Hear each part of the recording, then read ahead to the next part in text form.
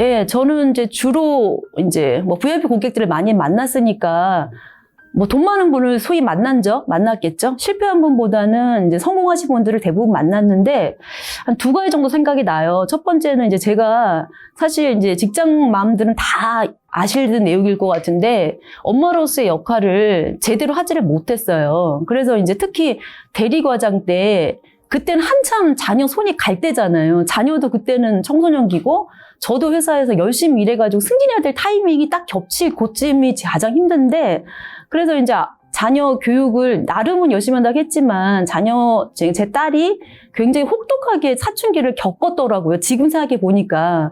근데 그때는 그거에 대해서 좀 깊이 있게 보듬어주지 못하고 굉장히 갈등을 많이 했어요. 내가 회사를 그만둬서 자녀한테 좀 집중을 해야 되는 건지. 왜냐면은 이제 끝나고 오히려 아기 때는 문제가 안 돼요. 아기 때는 누가 부모가 봐준다거나 봐주는 사람이 있는데 오히려 초등학교 고학년부터 중학교 시절에 집에 오면은 딸은 아무도 없잖아요. 오히려 외로움을 더 느끼는 시기였더라고요. 이제 그러다 보니까 그때 고객님이 저한테 그런 여자 교수님이셨는데 되게 유명하신 작가님, 사모님이셨는데 저한테 그 얘기를 하더라고요. 그러니까 상담을 하다 보면은 개인의 인생사에 대해서 얘기를 자연스럽게 하게 돼요, 고객분들하고. 저도 고객님의 인생을 얘기하고 저도 얘기하는데 그분이 저한테 한마디 하더라고요.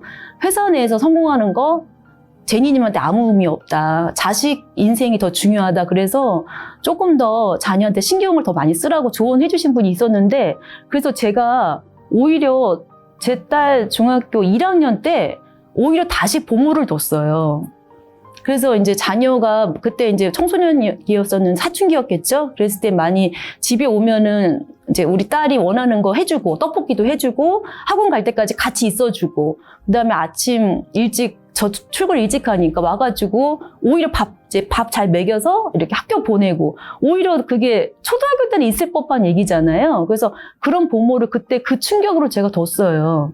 그래서 조금 잘하시는 분 둬가지고 그때 이제 그 덕분으로 청소년기를 조금 잘 보낸 것 같아요. 그래서 지금 생각해도 우리 딸이 그런 얘기를 많이 엄마는 어때 그때 그런 생각을 할 수가 있어? 오히려 보모가 필요 없는데 어떻게 돈을 들여서 그렇게 보모를 드릴 수가 있냐. 근데 엄마가 생각할 때 엄마가 직장을 그만둘 수 없으니까 그 빈자리를 이렇게라도 메꾸지 않으면 너를 좀 잃을 것 같다. 그래서 지금도 그거는 너무 잘한 선택이었던 것 같아요. 예. 그래서 그런 고객님 한 분 계셨고 그다음에 뭐 재산 많으신 분을 많이 만나긴 했는데 이제 의사 선생님이셨는데 제가 도움을 그분한테 많이 줘가지고 굉장히 만족하셔가지고 나중에는 뭐 일거수일투족으로 다 저한테 상담하시는 고객님이 계셨었어요. 근데 이제 그분이 왜 기억이 났냐면 너무 증여를 잘해서 이제 그분께서 강남에 한 뭐 200~300평 되는 그 땅을 갖고 계셨는데 제 모친께서 갖고 계셨는데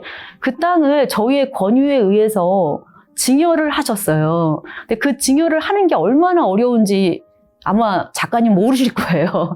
근데 그때 당시에도 비싼 땅이었는데 지금 서초동이 뭐 엄청나잖아요. 그래서 그분도 그때 당시 냈던 증여세가 1~20억 됐었겠죠. 근데 만약에 그때 증여를 안 했다면 지금 몇백억 세금을 내야 될 뻔했는데 이미 증여를 하셔가지고 이미 10년이 흘러버렸잖아요. 그래서 절세가 많이 됐고 그분은 이미 50대 때 증여를 받으셨어요.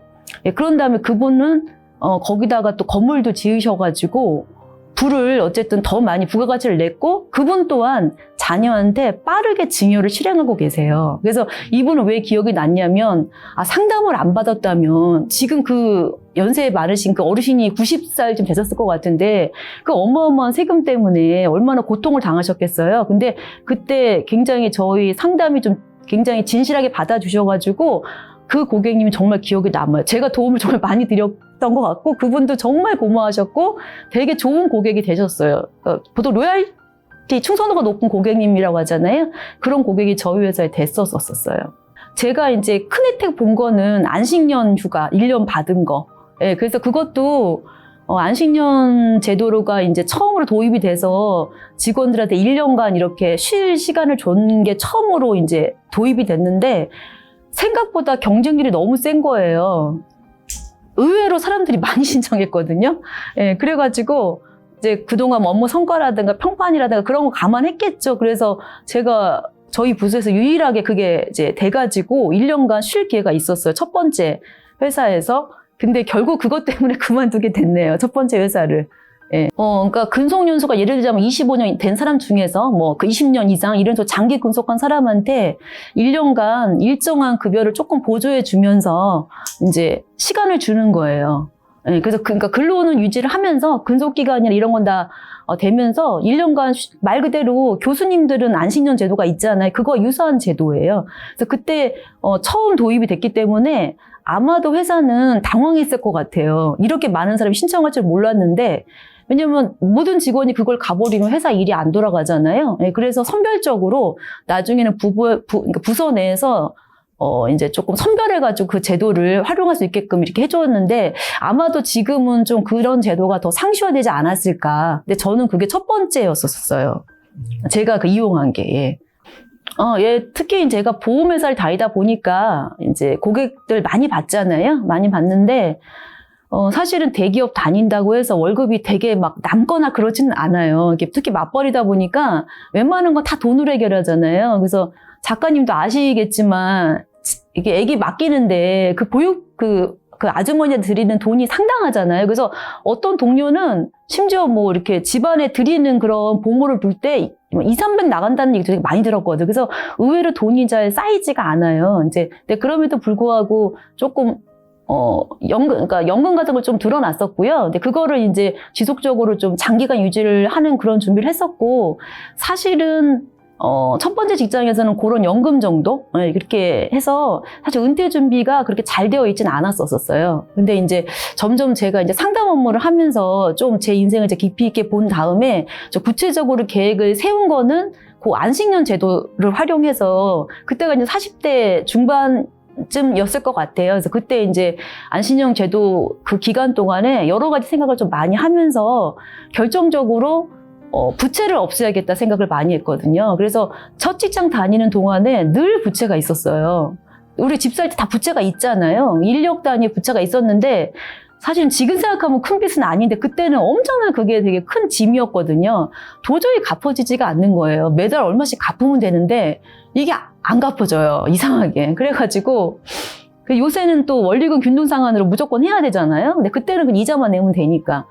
그래서 첫 번째 직장을 이제 안신년 끝나고 복직을 하려고 했는데 마침 스카우트 제의도 왔고 제가 그때 이제 그만두게 되면은 회사가 일정한 돈을 보상을 하겠다는 제도가 있었거든요. 그래서 그때 퇴직금하고 약간의 보상을 받으면서 빚을 없애자. 그게 첫 번째 나의 임무다. 그래야 내가 원하는 은퇴가 가능하다. 그래서 그때 받아갖고 빚을 제로를 만들었어요. 그러면서 이제 일단 빚이 없으니까 제가 언제든 그만둘 수도 있잖아요. 그렇게 근데 두 번째 직장 가니까 이자 부담이 없잖아요. 그러니까 돈이 남더라고요. 그때는 처음으로 제가 월급 받아가지고 통장에 돈이 옛날에는 카드값 쭉 빠지고 나면은 다들 아시죠? 없어요. 근데 두 번 직장 가니까 한 200~300 정도 남더라고요. 그래서 그때부터 저축을 조금 더 했고, 그 다음에 그때 여윳돈이 조금 생겨가지고 이제 그 첫 번째 직장에서 받은 약간의 돈을 제가 이제 이제 부채는 없으니까 현 정부는 싫어야겠죠. 현 정부는 지금 그거를 적폐라고 얘기를 하지만 갭 투자를 했어요. 그때 당시에. 그래서 갭 투자를 해서 나중에 요 아파트를 팔아가지고 내 노후자금을 좀 만들자. 그렇게 해갖고 제가 생각하니까 그게 9.18 대책 전이니까 3년 전 얘기잖아요. 그때는 그게 다 가능했잖아요. 그래서 그렇게 투자를 좀 했고 그다음에 이제 연금도 조금 더 많이 부었고요. 예. 그렇게 해서 오히려 이직한 4년 동안 은퇴 준비를 본격적으로 하게 된 것 같아요. 그래서 사실은 대기업이라 하더라도 과장 전에는 여유가 없어요. 과장은 돼야 조금 여윳돈이 생기거든요. 예, 그래서 지금도 이제 제가 두 번째 직장 갈 때 그 첫 직장에서 다 말렸거든요. 왜 그렇게 작은 회사를 가느냐. 잘 다니는 회사를 그랬는데 저는 빚제로가 저희 목표였기 때문에 과감하게 결정을 했는데 결론적으로는 그게 좀 더 잘 된 것 같아요. 그래서 그 스카우트 해주신 저희 상사님께 다시 한번 감사를 드립니다. 네.